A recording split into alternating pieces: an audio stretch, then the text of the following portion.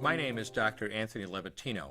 I'm a practicing obstetrician-gynecologist, and I performed over 1,200 abortions.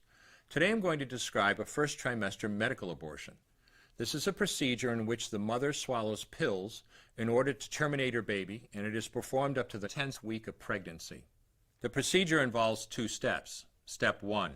At the abortion clinic or doctor's office, the woman takes pills which contain mifepristone, also called RU46. RU46 blocks the action of a hormone called progesterone. Progesterone is naturally produced in the mother's body to stabilize the lining of the uterus.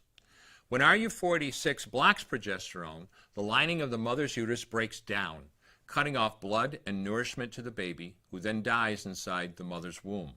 It is important to note that even after it has been taken, it is possible to reverse the effects of RU46 and save the baby if progesterone is administered. The sooner, the better. Step 2. 24 to 48 hours after taking RU46, the woman takes misoprostol, also called Cytotec, that is administered either orally or vaginally. RU46 and misoprostol together cause severe cramping, contractions, and often heavy bleeding to force the dead baby out of the woman's uterus.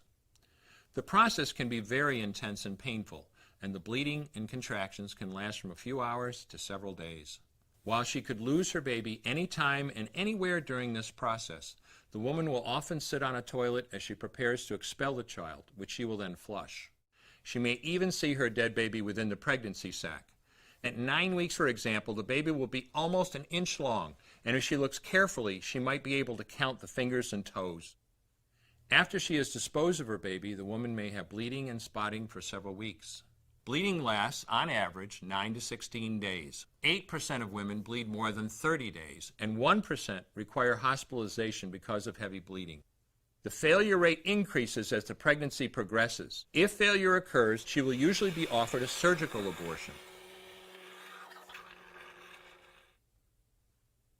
For the mother, medical abortion often causes abdominal pain, nausea, vomiting, diarrhea, headache, and heavy bleeding. Maternal deaths have occurred, most frequently due to infection and undiagnosed ectopic pregnancy.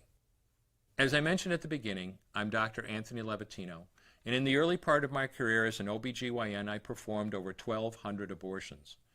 One day, after completing one of those abortions, I looked at the remains of a preborn child whose life I had ended, and all I could see was someone's son or daughter. I came to realize that killing a baby at any stage of pregnancy for any reason is wrong. I want you to know today, no matter where you're at or what you've done, you can change. Make a decision today to protect the preborn. Thank you for your time. I will no longer do any more abortions.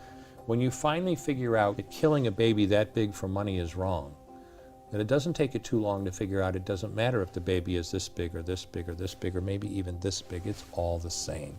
And I haven't done any since then, and I never will.